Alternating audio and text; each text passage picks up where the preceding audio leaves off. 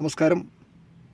സ്ത്രീ സുരക്ഷാ പദ്ധതിയുടെ ഭാഗമായി സർക്കാർ 35 വയസ്സ് മുതൽ 60 വയസ്സ് വരെയുള്ള സ്ത്രീകൾക്ക് പ്രഖ്യാപിച്ച സ്ത്രീ സുരക്ഷാ ധനസഹായം ഈ പദ്ധതിയിൽ ഇന്നു മുതൽ അപേക്ഷിക്കാവുന്നതാണ്.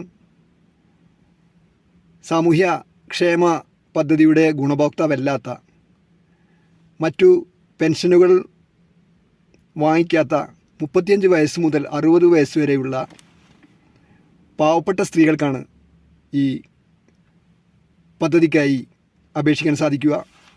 അന്ത്യോദയ അന്നയോജന അഥവാ മഞ്ഞ കാർഡ്, മുൻഗണനാ വിഭാഗം അഥവാ പിങ്ക് കാർഡ്, ഇവയിൽ ഏതെങ്കിലും ഒന്നായിരിക്കണം അപേക്ഷകർക്കുണ്ടാവേണ്ടത്.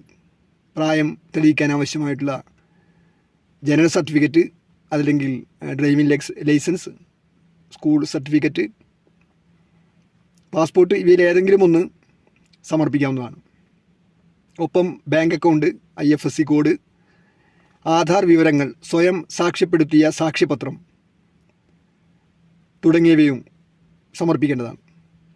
ആധാർ അധിഷ്ഠിത വാർഷിക മസ്റ്ററിംഗ് ഈ ആനുകൂല്യം കൈപ്പറ്റുന്നവർ നടത്തേണ്ടി വരും.